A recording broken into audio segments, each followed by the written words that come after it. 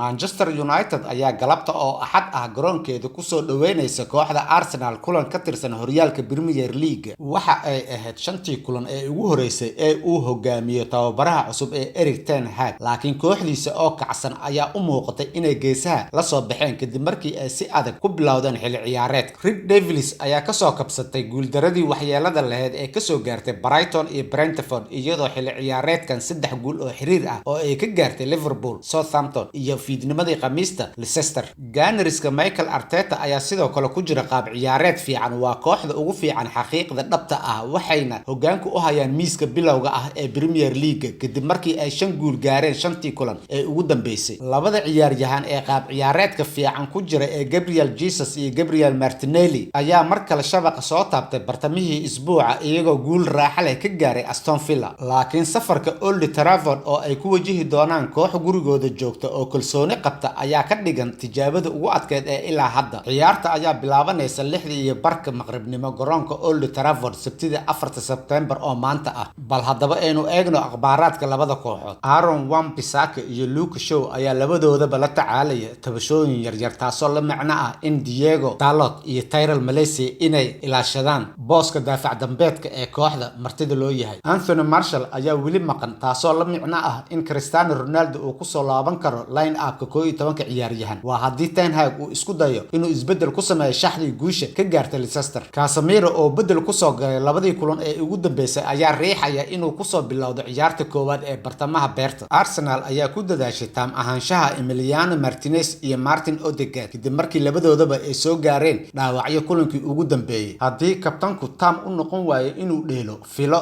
Emil Smith Rowe inuu soo galo. Dhaawacyada Mohamed Elneny iyo Thomas Partey waxay u badan tahay inay arkaan Alberto Sambi Lokanga oo booskiisa sii haysan doono. Line-up-iska labada kooxood ee la saadaaliyay waa sida tan: Manchester United, De Gea, Dalot, Varane, Martinez, Malacia, Casemiro, Eriksen, Sancho, Fernandes, Elanga, Rashford. Arsenal, Ramsdale, White, Saliba, Gabriel, Tierney, Xhaka, Lokonga, Saka, Odegaard, Martinelli, Jesus. Saadaasha ciyaartan waa Manchester United 2, Arsenalna 2.